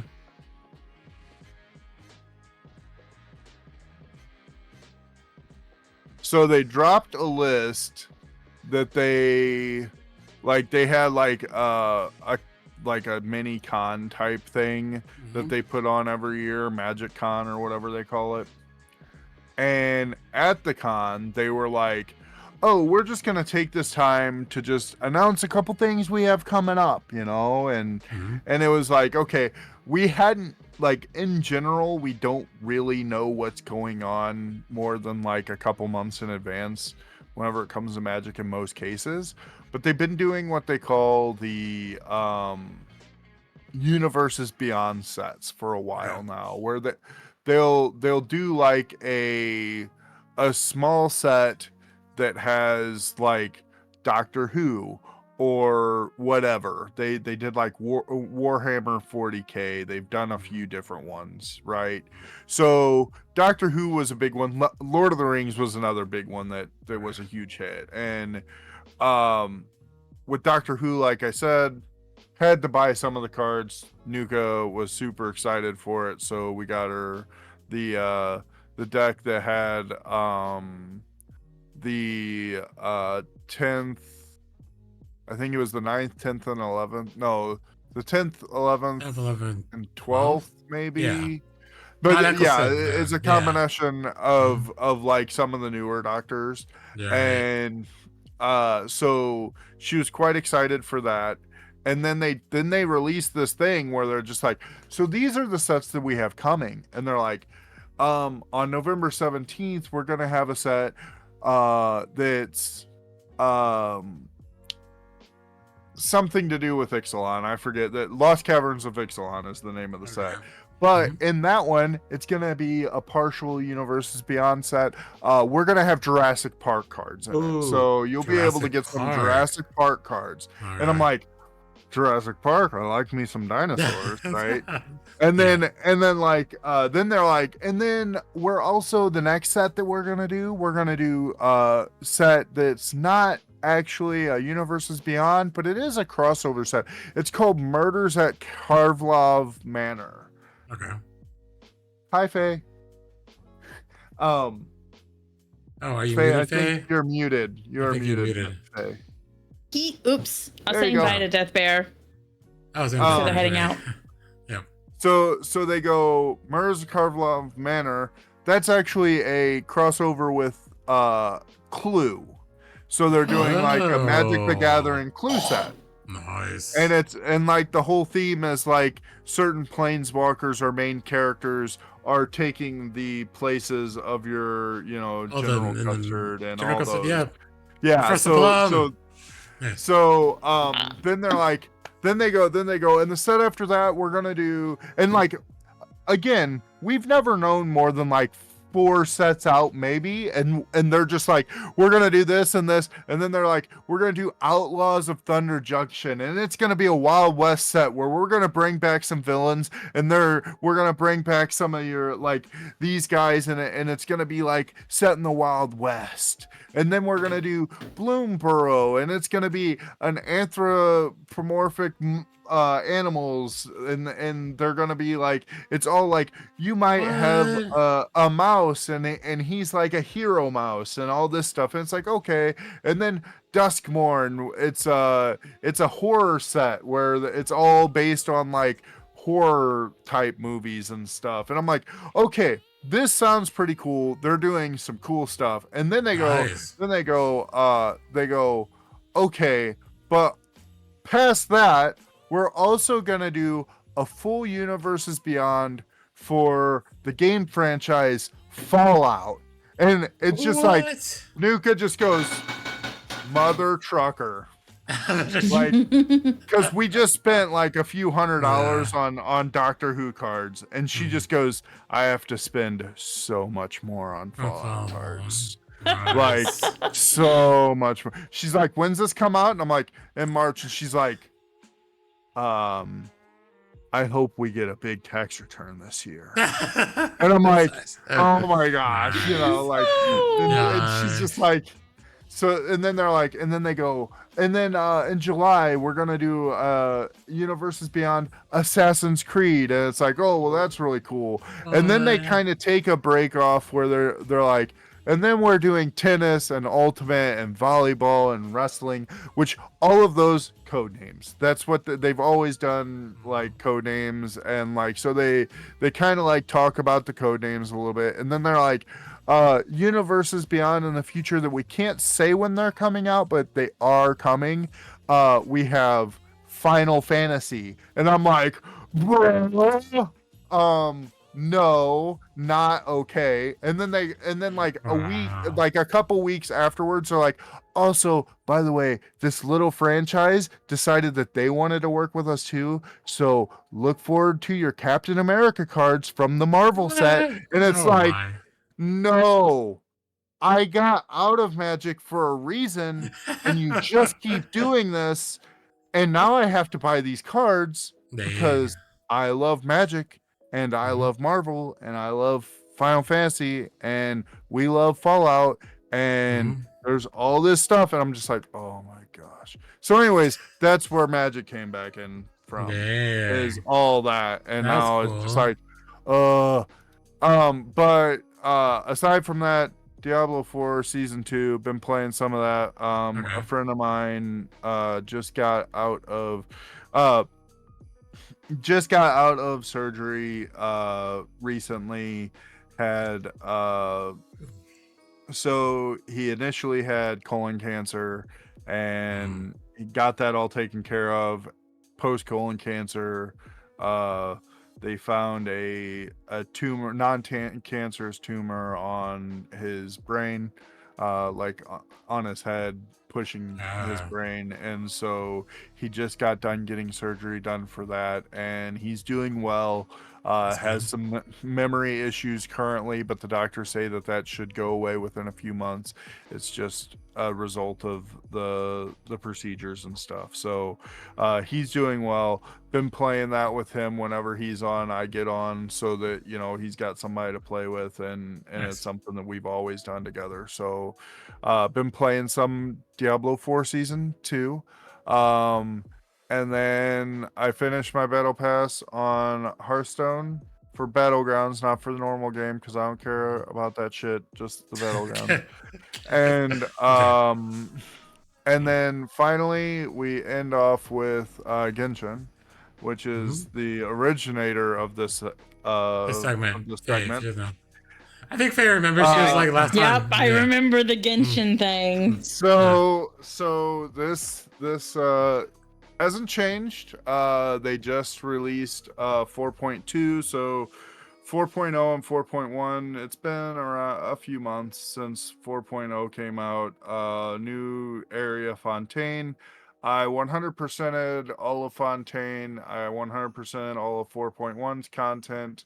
And 4.2 came out on Tuesday, and even with as busy as we've been, I am 58% done with one area in the new region and 35% done with the other area in the new region. So we're doing pretty good for 100%ing that one before the next expansion comes out, and getting to go back and work on previous content that I missed in the beginning. Farina, the Hydro Archon, came out with the new update. Farina was promptly gotten by me because there wasn't no way I had like 290 wishes or something saved up for this woman. She was gonna be in my roster. So it is official. 290. Yes, I do still have every Archon and will always have every Archon. That's not going anywhere. So super fun, super great time. I'm enjoying. Wait, I haven't heard. So you're not a Baldur's Gate 3 at all? Okay, so that is a, I actually brought that up a little bit with Nuka today. I said, we were talking about games that I like, and I'm like, I like Baldur's Gate 3, and I still haven't gotten back to it.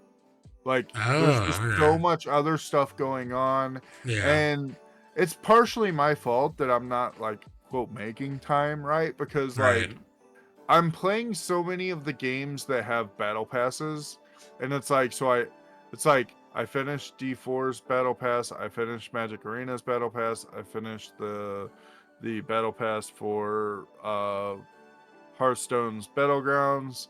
I'm currently working on the battle pass for Genshin, but I'm still playing like all of these games every day. So like with that many games being played every day, and having a full-time job, and having kids, and having the stuff going on, you have time for with nothing the family, else. I just can't fit in Baldur's Gate, and I think that I've just kind of accepted that I can't, because that game is so involved. Like, it's one of those games where if I have a day where I'm just free, I will sit down and that day will just disappear, because I love games like Baldur's Gate since I was a little kid. Like I said in previous episodes, Baldur's Gate 1 and 2, that was like my childhood. Like, I played so much of that whenever I got my first computer, and so I did play a lot of those, and I do enjoy the franchise, and I think that it's doing very well. And seeing like I do keep up with like patch notes, what do they have going on, stuff like that, and like those devs don't cease to amaze me. Like, they cannot get enough credit. Those guys are like, hey, we're putting out this patch. It has about 3,000 fixes for different things that we found, just different bugs, 3,000 fixes. Yeah, just 3,000 fixes. And it's like stuff that people might not even like notice sometimes, and they're just like, well, we found it, so we just we fixed it so that the people who did notice it, it's gone. Which, in a game that large, you're gonna have a ton of hiccups and bugs and stuff that may not, people may not ever even see them. But it's just crazy the amount of like fixes and changes, and like they're just doing so much work, and it's like they deserve every bit of what they get for doing what they're doing with this game. And like, they could have, everyone purchased the game, they made all the money they needed to make, and they've already said that they don't plan on doing microtransactions. They're actually being begged Like, the community is begging them, please let us buy a DLC. And the devs are just like, we don't know if we want to do that because we promised we weren't going to like have paid DLC. Like, people want to pay them more money because they're doing such a great job. And it's like, it's just amazing. Like, they could have just taken their money and just been like, yeah, no updates. Yeah. But they didn't. They're like, they like doubled down. They were like, you guys love this game so much, and we put so much work into this game, and we're gonna keep on because you guys love this game so much. And I admire that so much from that team. That team is a great team. So nice. Yes, I am sad that I have not gotten back to it, but okay. I was just curious because it didn't pop up on. I was like, Baldur's Gate 3 should be in there. All right. Yeah, I mean, like Path of Exile is the same way, right? Like, I absolutely love Path of Exile. It is like one of my favorite games. I haven't gotten to open it for a long time just because it does take a lot of time for me to get into. Like, half of the game is just me coming up with a build, like, and then getting to play the build, like, but there's so much to it that's just like, I just don't feel that I have the time to do it. Cyberpunk, like, I want to get back to Cyberpunk. That's still backlogged. Like, there's just such a backlog. That's our story of life too, right, Faye? There's so many games you want to play, but there's never enough time to play those games. Faye's like zoned out now. I was like, Faye! Sorry, I got hit by the ADHD real hard for a second there. I'm back. Okay. I was listening, but like I had nothing to contribute to that part, so I'm listening and just kind of like do. I got cold, so I went and got my cape. You got cozier now. You have a cape now. Yes. I've got. Look at this magical hood. Sorry, I'm gonna. Let's see it. Oh wow! Look at that. This is nice. I wore this to work yesterday, and I got the best compliment I've ever received in my life. And if there are any ladies in your chat, they're going to understand exactly. Okay. I was told, you look like your husband died under mysterious circumstances, but like in the best way. Nice. I understand that entirely. Right, yes. It's the best compliment I've ever heard. One. Yeah. But yeah, nice. No, I got cold, but then there's fake fur on it, and it's super soft, and so like texture. So sorry. Right. You look very cozy over there. Yes. But it's so cozy. But the answer, yes, there's the story where it lies. Right. There's so many games you want to play, never enough time to play them all. Oh yeah, no. Yeah, exactly. I already mentioned my backlog being like 2 miles long earlier. Yes, exactly. All right. Purpose, do you have anything else? Or? Yeah, I have an AMA. Oh, there you go. Here's your AMA. Yeah, it's his turn to ask a question. What is your AMA? All right. So I just came up with it because of part of my last segment. And I don't know how into Magic or any other card games that you all are, like how into any of that type of stuff you are. But say you were into a card game, what do you think would be a, like Magic does Universes Beyond, what type of a crossover would you think would be a cool one to see? All right. I feel like this one is not, I don't know if it's been done in books and such, but what is it? Star Trek and somehow the X-Men. That's a very interesting crossover, but I could see that. Just having those two crossover into Magic. Like at the same time. Not separately. But yes. Not separately. Yeah. Because I've seen that like in the books and like it's so epic crossover, like because they even looking at like Next Generation Picard played Xavier and X-Men and that just like all that smushes together for me. But I feel like that. But hey, what do you think? Yeah. So I've actually dabbled in Magic off and on quite a lot over the years. So I actually, when Purpose was talking about all of these crossover cards, I'm like, man, like I don't currently play Magic and I don't really have any intention of getting back into it. But you said there were Doctor Who cards. Yeah, like we bought Doctor Who. Like I bought, so they had. I want it. So, Oh, you so want they that so had. bad. They released 4 Commander decks, which I don't know. I don't know if you know what the format Commander is, Yeah, but I like, know what the Commander decks are. okay. So they released 4 Commander decks. The decks were the early Doctors, which is like Doctors 1 through 1 through 8, yeah. and then they did the Doctors 9 through 11, and then they did Doctor 12, 13, 12 and 13 in their own deck, and then they did the Masters of whatever. It was basically all the Daleks and the Time Lord, the where the Rogue Time Lords. So like that was the bad guys deck. So like Davros was the commander of the Daleks. that deck. Yeah, the Daleks. Yep. And it was, dude, such a cool set. And they did so like because the way that they do the Universes Beyond, it's all supposed to be flavor, right? So like they will design the set with flavor and tension. So like they'll be like, okay, well, Daleks, you know, exterminate. Well, what could we do with Daleks? Okay, let's make the card exterminate.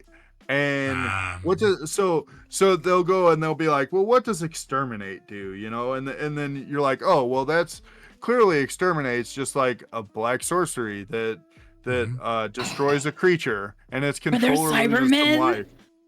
Yeah, there's Cybermen in there. That's part do they convert everything they touch?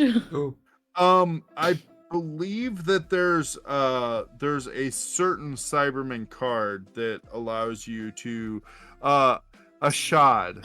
A shard allows you to basically create copies whenever you play artifacts. You can create copies of the artifacts. So like, yeah, I mean, and then like so they have like the weeping angels that like there's so much, there's just so much. And then like, oh, the cyber controller is a Cyberman that like whenever it comes into play, you pay X, like X is part of its casting cost, and then you mill X cards from each player's each opponent, and then all their creatures are removed from the game face down on your side, and they're all Cybermen.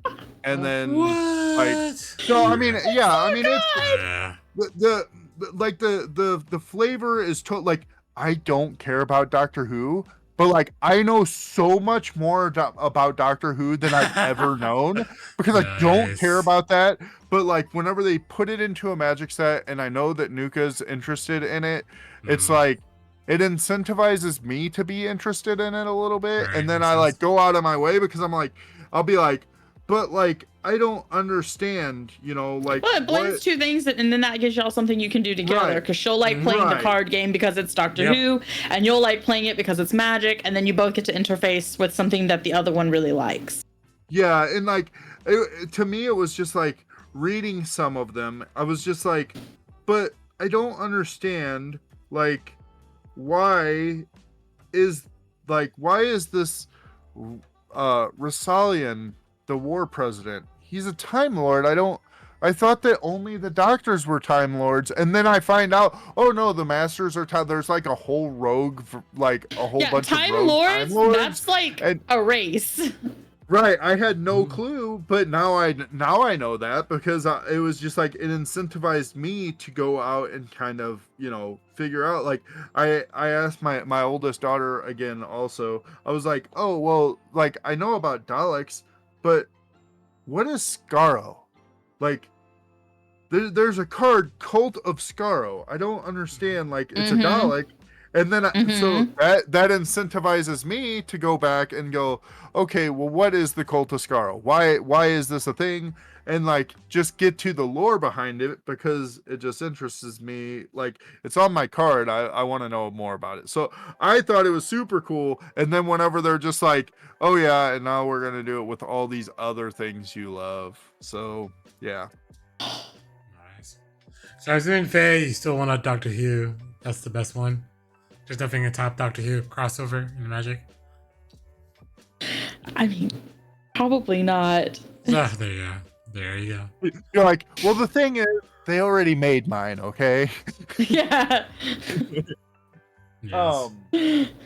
But There yeah, you so we bought a couple of the decks, and then like I wanted to get the collector's box because it had Faye. So the collectors, so they have the normal decks, but then the collector's boxes have special what they call showcase variants, and each pack has a TARDIS themed card. So it's like the border of the card is not like a normal Magic border. It's like the card is inside the TARDIS, and I'm like, Whoa. excuse me, I want the TARDIS.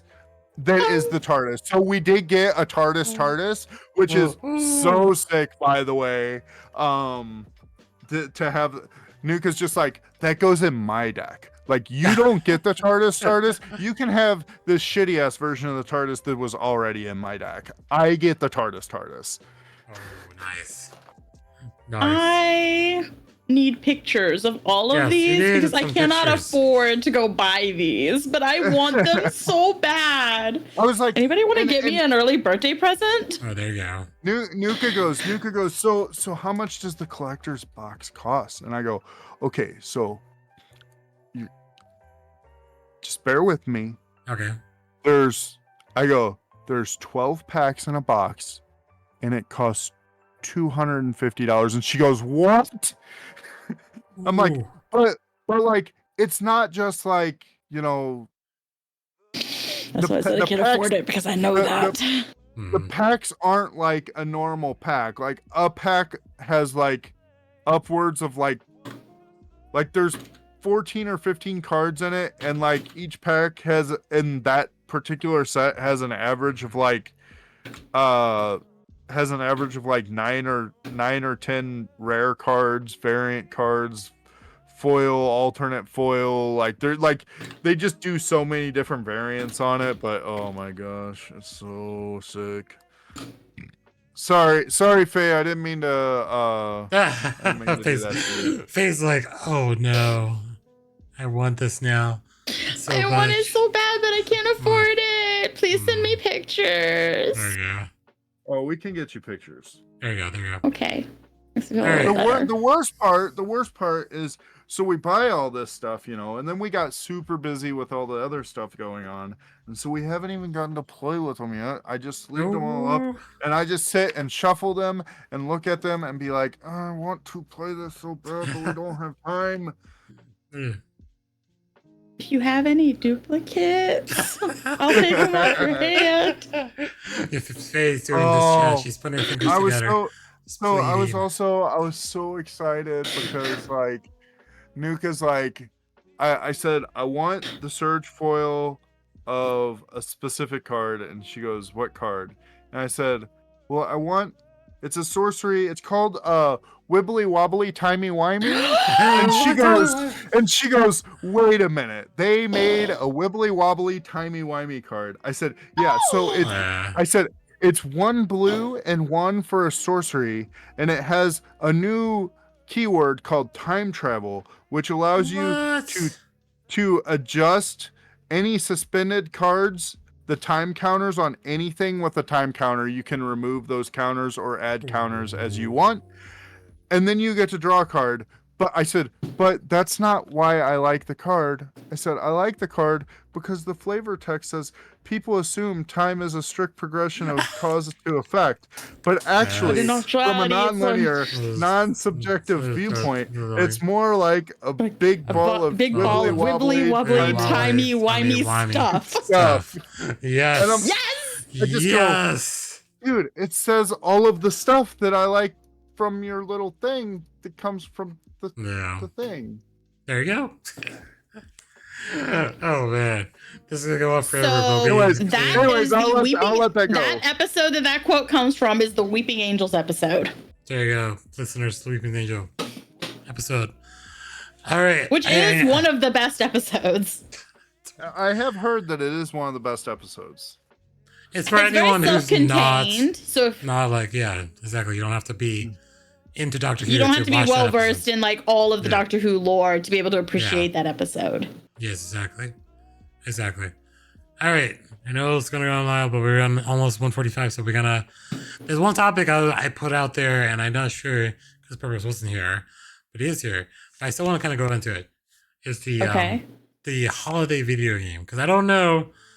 I swear, I don't think I've seen many holiday, except for one on top of my head, which was the Miles Morales, because that was set during the Christmas time. But is there any one that you guys have a game that's set in the holidays or holiday themed? So when we say holidays, I'm allowed to include Halloween, correct? Good Halloween, that's fine. Yeah. Mm-hmm. Costume Quest. So good. Ooh. So good. Oh, the first one's really good. The second one, meh. But the first one, so good. And there's an achievement if you play the game on Christmas Day.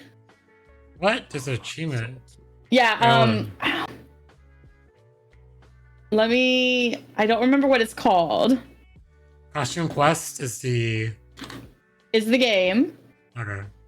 Okay, so for anyone who's never played this game, the concept is you are playing as a little kid and you have a twin sibling. You choose if you're playing the boy or the girl, but you have a twin sibling. And y'all have just moved to this new neighborhood and it's Halloween night, so you're going out trick-or-treating, and whichever sibling you don't play as, the other one gets stuck wearing a costume of a candy corn. Oh. So monsters are real, and monsters come to our world because they want to take all of our candy, and they mistake your sibling for a giant candy corn, and they take your sibling, and then you have to go on a magical adventure to get your sibling back, and then you have to fight monsters. But when you're fighting, because of the power of imagination, you become whatever costume you are wearing. What? And then like you make friends, and they have different costumes, and y'all can switch costumes, and then as you do like side quests, you'll like get new costumes or make new costumes, and they do different things. Like you can be a robot and it's really good at attacking. I think there's a unicorn, and if I remember, it was really good at healing. So it's like an RPG. You have to like pre-plan what your costumes and who's wearing what, so that everybody does the best role. But it's fun. Okay. Purpose, you have one holiday themed game or anything? All right. So here's the thing. Okay. I gave this a lot of thought, and I'm counting it. Okay. Okay. So y'all can say that it doesn't count, but it counts. Okay. What? Call of Duty. All right. And this is why. Because those Christmas noobs, that is a holiday game. Everybody, all the kids get their new Call of Duty on Christmas morning, and then I get to go out there and I get to murder some little Christmas noobs. It's the best. It's awesome. So if y'all think that is not a Christmas game, you're just wrong.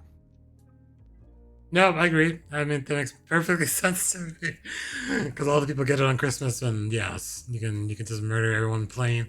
I was like, what? Like I gave it a lot of thought, and I'm just like, there's so few like games. Like obviously there's a lot of horror games that dabble in Halloween and stuff. Oh yeah, I bet Ty expected me to say one too. Oh yeah, like that just feels easy. I'm actually super impressed. Like I did not even think of Costume Quest, but like there's just like so few for the other holidays, and that's true. Like I started thinking, well, like Diablo 4 is gonna have like a holiday event, but like it's not like it's just events. Like there's a lot of like your like what do you call them, the games as a service type models that have like events and stuff. There's a lot of those that do Christmas events or Thanksgiving events, but like there's not really a whole lot of games that are themed in those holidays. I think you're right. Yeah, kind of sad. That is true, because like I feel like any game now is just like, it's Halloween, what's the event? Or it's Christmas, what's the event? Maybe they should just maybe they should develop a game where you're Santa Claus and you have to go around using your magic to there you go. deliver gifts, and like maybe there's like some evil some evil spirits or something that are trying to prevent you from delivering your gifts, and you have to use your Christmas magic to fend off the evil people not wanting you to give your gifts to the kids and stuff. I don't know. Like That and it there's gotta be something here, right? Yeah, I know exactly. Exactly. I don't think anything yet, right? It's not. It's Maybe interesting an topic elf. because you. No, It doesn't even have to be yeah. Santa. Like we can Yeah. have elves out fighting crime or something. Yeah, I feel like I every don't know. horror game does a lot during the holidays, and I feel like, yeah, some of those too. But you're right. There's not many that market, I guess, for it because it's such a niche area. So there's not that Like many out there. Christmas and Thanksgiving. I guess like to be fair, like they aren't like Thanksgiving especially is kind of Right. like not celebrated by, you know, Anybody? most. Yeah, exactly. So maybe not that, but I mean, Christmas I feel like's big enough. Give me a Christmas game that's cool that's not Call of Duty. True. Well, they did put Krampus that one year, I think. But yeah, I forget when it was. I don't know if that was during the holidays or not. But yeah. All right. But yeah, that's an interesting topic. I don't know. My one was still Miles Morales, but just because it was just set. I'm sure there's during one more Christmas. missing. Yeah. There's got to be Yeah. one more missing, or a few, but I just can't think of any. I didn't like go Yeah. on the internet and like search it up. Like, what are some Christmas games? I just did it right now because I totally forgot about this question. But I don't know. The other one was like, I mean, it comes on this list, Batman Arkham Origins.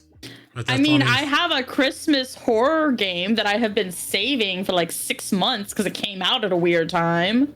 Oh, what is that? Give me 1 second and I will find the title for you. I've been sitting on it, waiting for December, and then the second December hits, I'm gonna play this game. Okay. Why is it gotta be till December? We're watching Yeah. Christmas Because- movies in the other room right now. Yeah, that's true. Because I am taking some time off of horror games to do a reset because I have felt myself becoming very desensitized to the horror games. And it just Oh, hasn't yeah. been as much fun as I wanted it to be. Is That's this fair. That's not it. Play too much of one type of game or one game too long, and yeah, Yeah. takes the thrill out of Yes. it. I can't find it now. What the heck? I'll have to send you a link to it Okay, later, so- Ty. I can't find it. I'm Yeah, so fine. sorry. No problem. The other one that's on this list, I don't know if the Peppers you heard is. It's Mary Kier Solid Secret Santa. Never heard of What? that one. This is on this list. Mary is a parody of Metal Gear Solid, but it's a Christmas adventure called Mary Gear Solid. Whatever, I don't believe in that. I don't know. This was on this list. I have no idea.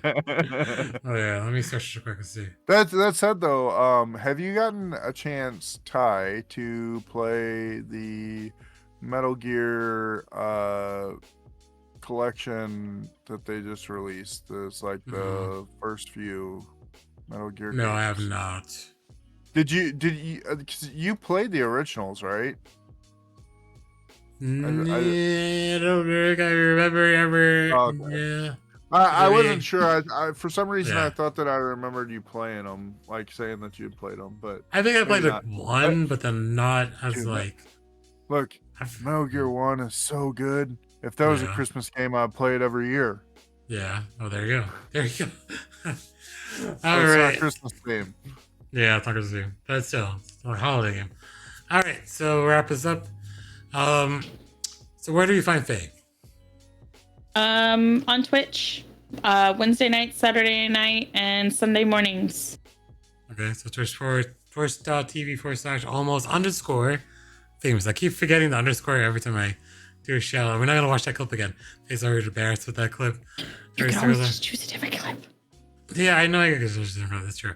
No, you But, can't. not in the player. No.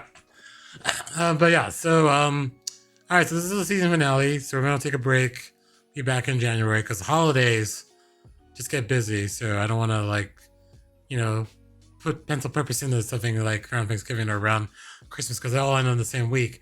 So, well, not the same week, like, like the end of the month, which is usually around those times. So we'll be back on January. Thank you, Faye, for joining us again. Studio audience, thanks you. Thank you guys for having me. Yes. All right, and I will stop the recording.